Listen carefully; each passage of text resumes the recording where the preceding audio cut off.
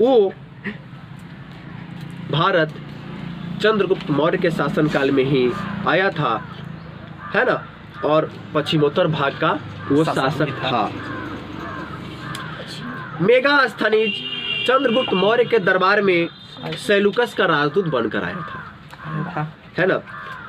मेगास्थनीज ने इंडिका नामक पुस्तक की रचना की। जूनागढ़ में स्थित, जूनागढ़ मतलब गुजरात, जूनागढ़ में स्थित सुदर्शन झील का निर्माण चंद्रगुप्त मौर्य महोदय ने करवाया था। अपने जीवन के अंतिम काल में चंद्रगुप्त मौर्य ने जैन धर्म को अपना लिया था। चंद्रगुप्त मौर्य ने अपने जीवन के अंतिम चरणों में जैन धर्म को अपना लिया, और चंद्रगुप्त मौर्य जब जैन धर्म को ग्रहण किया तो वो जैन मुनि भद्रबाहु के समझाने पर, कहने पर कि बकलोल कहाँ भटक रहा है ना, मोह गई ना माया मरी, है ना, मर मर गया शरीर, है ना, तृष्णा मोह माया सबको मारो, चलो ये ग्रहण करो, है ना।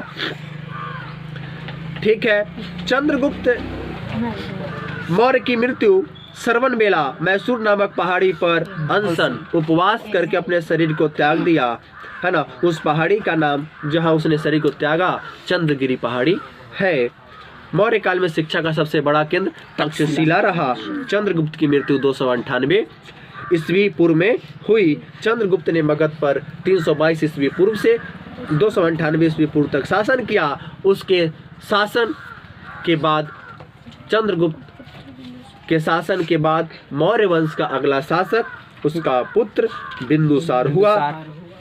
बिंदुसार को अमित्रघात के नाम से भी जाना जाता है। अमित्रघात का अर्थ होता है शत्रु का नाश करने वाला। 298 ईसा पूर्व में बिंदुसार की मृत्यु होकर 298 ईस्वी पूर्व में बिंदुसार राजगद्दी पर बिंदुसार मौर्य वंश का चंद्रगुप्त के बाद शासक बना।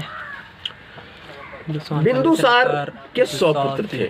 बिंदुसार के 100 पुत्र थे। सबसे बड़े पुत्र का नाम सुसीम, सबसे छोटे पुत्र का नाम अशोक था। सुसीम जो था तक्षशिला का राज्यपाल था, जबकि उज्जैन का राज्यपाल अशोक था। तक्षशिला में विद्रोह भड़की तो लड़ाई करने, उसे शांत करने के लिए अशोक को भेजा गया, जबकि उज्जैन में विद्रोह हुआ तो उसे शांत करने के लिए सुसीम को भेजा गया।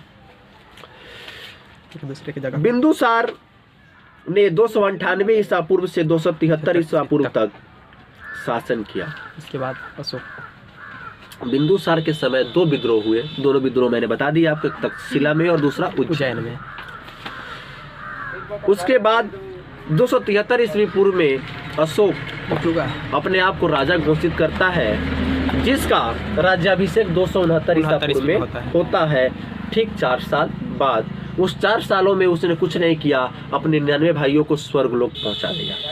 बहुत अच्छा काम किया था, है ना। अपने 99 भाइयों को, है ना, बड़े सुंदर तरीके से हमेशा हमेशा के लिए सुला दिया, सिर्फ और सिर्फ राज्य के लिए। और आप कहते हैं कि राजनीति बड़ी खराब है। कहाँ खराब है राजनीति? इतनी अच्छी राजनीति है ना, जहाँ लोग अपने लोग अपनों का ख्याल ही नहीं करते।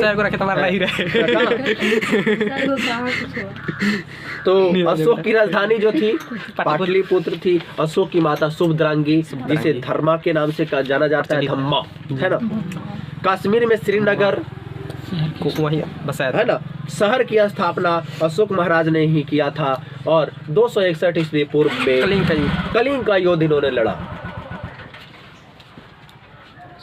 कलिंग के युद्ध के बाद इन्होंने बौद्ध धर्म को ग्रहण कर लिया, और उसके बाद नरसंहार करने से अपने आप को रोक दिया, यानी अस्त्र और शस्त्र का त्याग कर दिया।